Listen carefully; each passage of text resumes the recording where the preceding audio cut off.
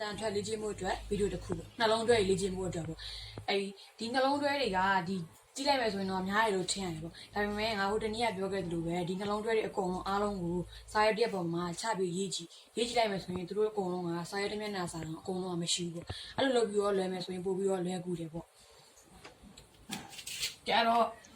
အဲ့ဒါမှဒီလိုဗီဒီယိုတွေအများကြီးပဲနဲ့လေ့ကျင့်နေမယ်ဆိုရင်တခါလေးကြရင်စိတ်ကဘယ်ဖြစ်တယ်လဲဆိုတော့ပေါ့ဗီဒီယိုတွေများလာလားလေ့ကျင့်ကြရများလာလားဆိုပြီးတော့လို့ဖြစ်တယ်တယ်ပေါ့ဒါပေမဲ့တကယ်တမ်း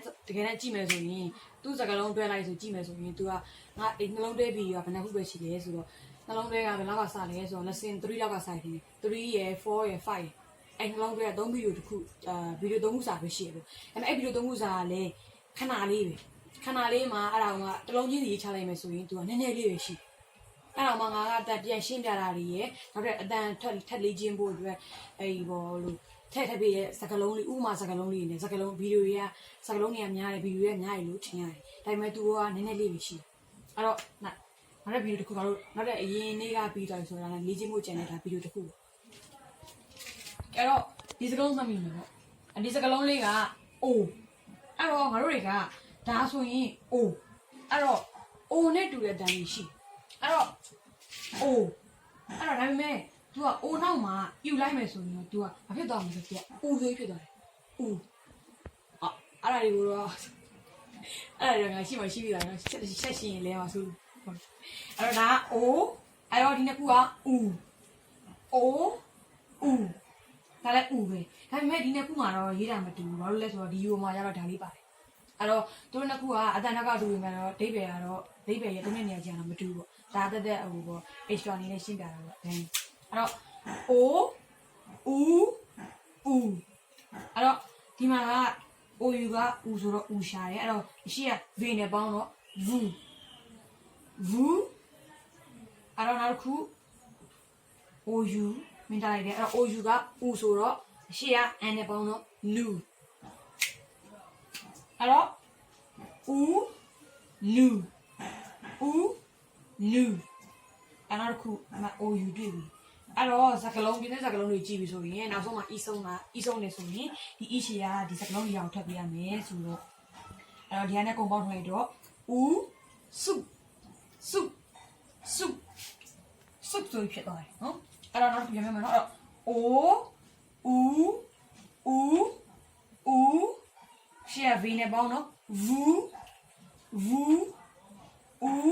ရှေ့က N နဲ့ပေါင်းတော့ NU အဲ့တော့ U အမပေးထားမယ်ဆိုတော့စုအဲ့တော့အဲ့လိုပဲဒီ OU ကလည်း U အဲ့တော့ဒါ U လိုပဲဒီ AU ကလည်း sorry ဒီ AU ကတော့မတူဘူးဒါလည်းသူကလိုက်ကြရင်ပဲဖြစ်သွားအဲ့တော့ဒါက O U အဲ့တော့ဒီမှာ OU က U ဖြစ်ပေမဲ့ဒီ AU ကကြတော့ U မဟုတ်တော့ AU ကဘာဖြစ်သွားမလဲဆိုတော့ O ဖြစ်သွားတယ်အဲ့တော့ O အဲ့တော့ AU လိုပဲဒီရှေ့က AD AU ဖြစ်ဖြစ်သူ့ရှေ့မှာ E ပါသွားတာဖြစ်ဖြစ်သူတို့အတန်ကအတူတူပဲအဲ့ O ပဲသူတို့ကကိုယ်အဲ့တော့ဒါလည်း O ပဲဒါလည်း O ပဲအဲ့တော့ O အဲ့ထပ်ကြည့်မယ်ဒီဘာလို့ဖက်ကြည့်မယ်အဲ့တော့ O ဆိုတာတွေ့ပြီအတနာကဒီမှာက O အဲ့တော့ O တူအဲ့တော့ဒီတန်ကတကယ်ဒီနဲ့မတူပဲနဲ့ဒီ O နဲ့ရနဲ့တော့တူတယ်အဲ့တော့ဒါလည်း O ပဲဒီတော့ O ကလည်း O ပဲအဲ့တော့ AU ကလည်း O ပဲအဲ့လိုပဲ RU ကလည်း O ပဲအဲ့တော့ထူးခြားတာက OU မှာဘာဖြစ်လဲဆို OU မှာကျတော့ဘာလဲ O ဆိုဖြစ်သွားတယ်နော်အဲ့တော့ O တူပဲအဲ့တော့ O တူအဲ့တော့ဒီမှာ AU တွေ့ပြီအဲ့တော့ O ဆိုတော့ O အဲ့တော့ shish တန်ကပြောရတဲ့အတိုင်းပဲအဲ့ဒါဆိုတော့ O show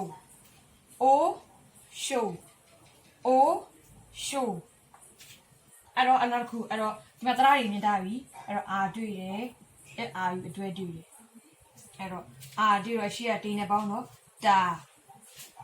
က O လိုဒီနှစ်ခုတွဲထားမယ်ဆိုတော့ R ဒါ O blue ဒါ blue W R D O L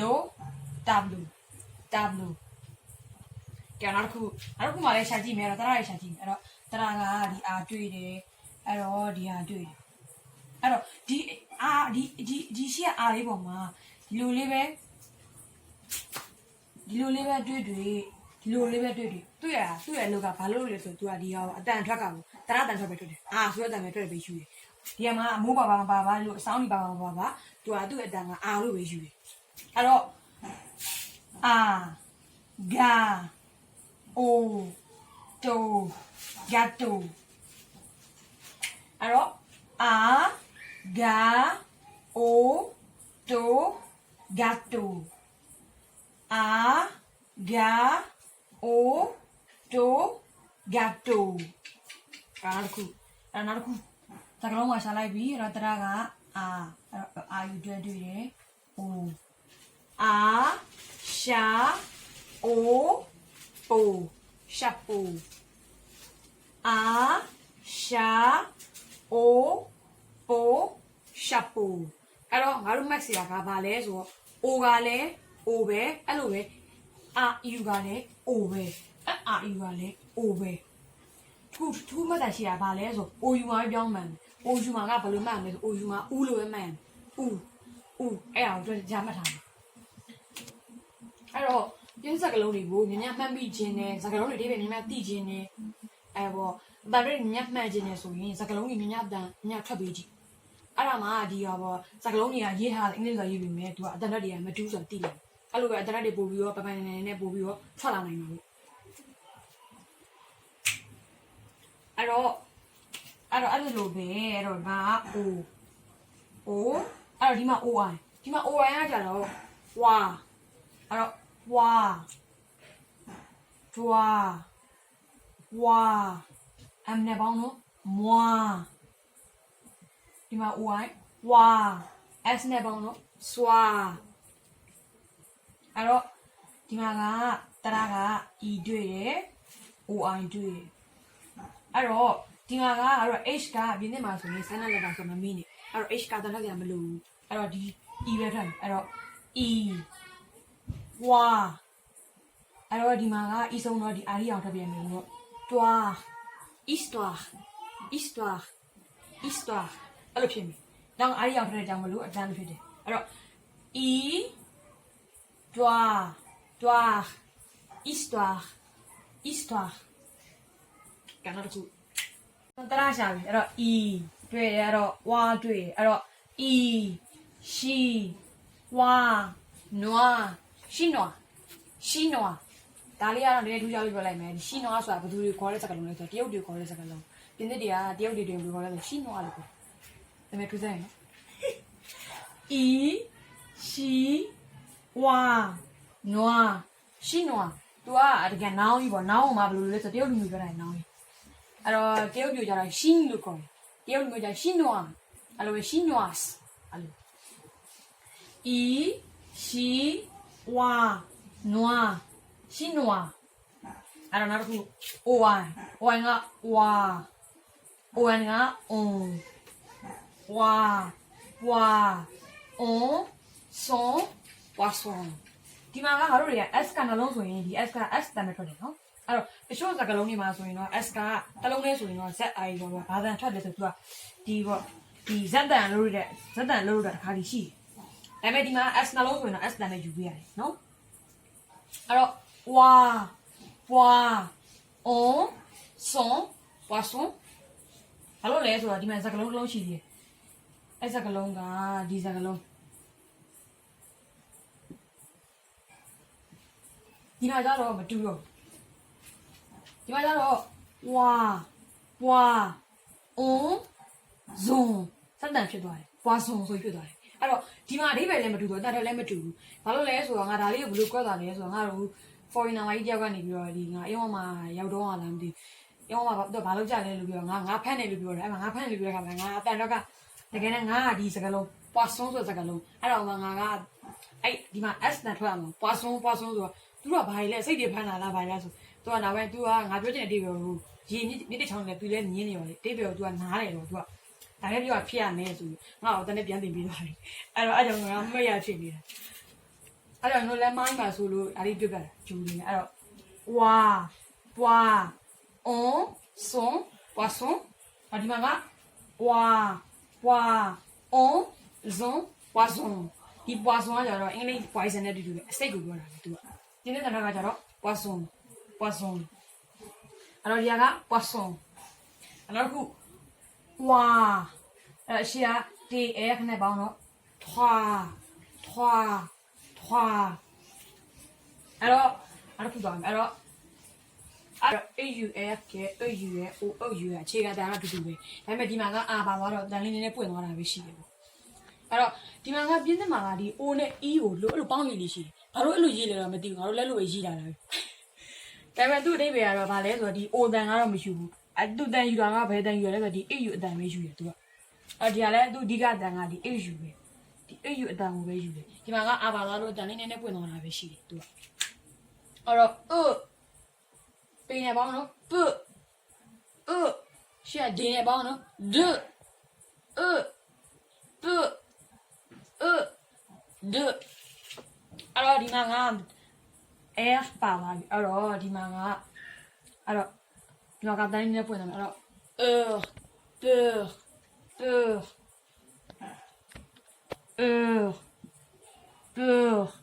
အဲ့ဒါလိုပဲဒီမှာကလည်းဒီအတန်ကလည်း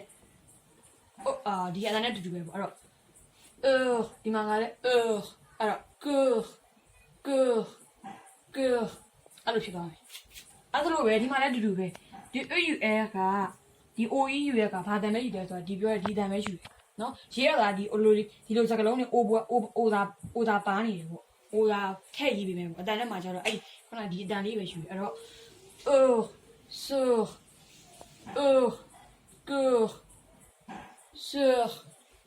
alors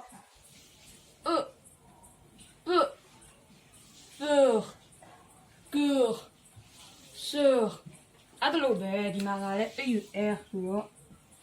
ဒီ H ကအတန်ထွက်တော့အဲ့တန်ပဲထွက်တယ်အဲ့တန်ပဲထွက်တော့နော်အဲ့တော့နောက်တစ်ခုက on bon ဒီမှာကသူကဒီမှာကဘယ်လိုယူသွားမလဲဆိုတော့ဒီဟာနဲ့ဒီဟာနဲ့အတန်ဆက်တာပြီးတော့ဘယ်လိုဖြစ်သွားမလဲဆိုတော့ on bonheur ဖြစ်သွားမယ်ဒီ n ကနှလုံးသားထွက်လိုက်ပြီးတော့သူက bon ဒီမှာ earth နဲ့ပေါင်းတော့ bonheur အဲ့လိုဖြစ်သွားတယ်ဘာလို့ဆိုဒီမှာ h ကသူအတန်ထွက်တော့သူကဘယ်နဲ့သွားယူလိုက်လဲဆိုတော့ဒီ n နဲ့ရှေ့သွားယူပြန်ပေါင်းယူလိုက်အဲ့တော့ bonheur on bonheur bonheur အဲ့လိုဖြစ်သွားမယ်အဲ့တော့အာတွေ့တယ်အာမာဒီလိုပဲအဲ့ဒါဒီအလကားဒီကတော့ဆက်လိုက်တယ်အဲ့တော့ malheurအာမာmalheurဆိုတာဘာပြောရလဲသူကဒီ misfortune ဆိုဒီကန်ဆိုရတယ်နော်ကန်ဆိုတာအဲ့ဒါကိုပြောတာသူအဲ့ဒါအဲ့တော့ဒီ bonheur ကတော့ happiness ကိုပြောတာပေါ့သူအဲ့တော့နောက်ပြန်မယ်နော်ဒီဟာလေးကိုအဲ့တော့sorry ချောရောက်ကုန်ပါပြီde sur alors on bonheur à malheur malheur alorsနောက်တစ်ခုအတန်းနဲ့အကုန်ပြန်ဆက်ကြမယ်နော်အဲ့တော့ o vous nous sous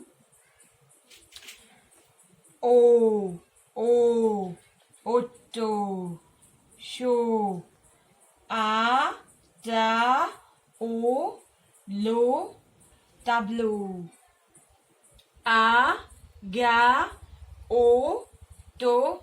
gâteau a chat